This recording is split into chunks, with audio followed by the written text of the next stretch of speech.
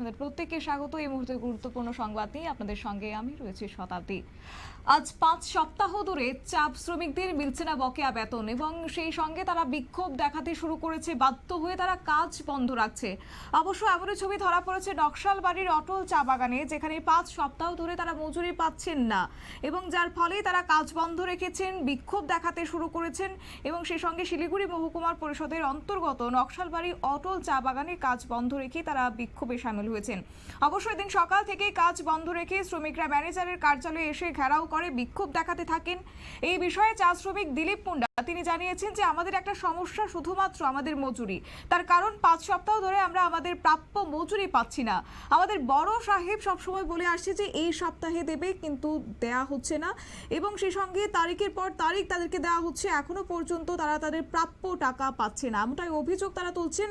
তার জন্যই তারা বলছেন যে আজকে বাধ্য হয়ে আমরা কাজ বন্ধ রেখেছি, বিক্ষোভ দেখাচ্ছি। অপর শ্রমিক কমলা দেবী তিনিও একই কথা বলেছেন, 5 সপ্তাহ হয়ে গেলেও কিন্তু আমাদের প্রাপ্য টাকা আমরা পাইনি, পরিবার কি করে দিন গুজরান করব আমরা, এমনটাই প্রশ্ন তারা রাখছেন। যদিও কি রয়েছে তাদের বক্তব্যে, শুনুন।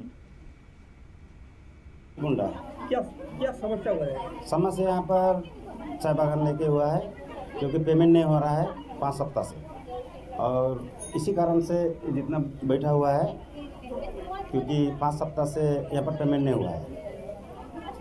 और इसी कारण से आज बड़ा साहब को बुलाया गया था, इसलिए लोग सवाल पूछ रहा है कि हम लोग पूछ रहा है कि पेमेंट क्यों नहीं हो रहा है। उसका जवाब ये आ रहा है कि बार बार बड़ा साहब बोल रहा है कि ये सप्ताह दूंगा, वो सप्ताह दूंगा, परसों को दूंगा, नरसों को दूंगा, ऐसे बोलते बोलते बोलते बोलते 5 सप्ताह हो गया है। तो इसमें ये लोग का बोलना, हम लोग का बोलना है कि अगर 5 सप्ताह से अगर कोई व्यक्ति पेमेंट नहीं पाएगा तो घर कैसे चलाएगा। और वो लोग में कोई सबका बीवी बच्चा है, वो घर कैसे चलाएगा, स्कूल कैसे फीस दूंगा, फिर कैसे मैं लोन ये करूँगा, ये सब वो लोग का प्रॉब्लम है। और यही कारण से आज यहाँ पर ये लोग स्ट्राइक किया है। और नेता सब बोलता है कि जाओ काम जाओ बोलने से तो नहीं होगा, पेमेंट तो देना पड़ेगा। सवाल वहीं पर उठ रहा है कि पेमेंट क्यों नहीं हो रहा है। बोल रहा है कि चाय बिक्री नहीं हो रहा है, कहाँ पर चाय बिक्री नहीं हो रहा है, बाहर से लेबर आ रहा है, चाय कहाँ जा रहा है, बिक्री नहीं हो रहा है। ये माहौल ये है, ये साल में ऐसे हो रहा है, ऐसे तो कभी नहीं हुआ है।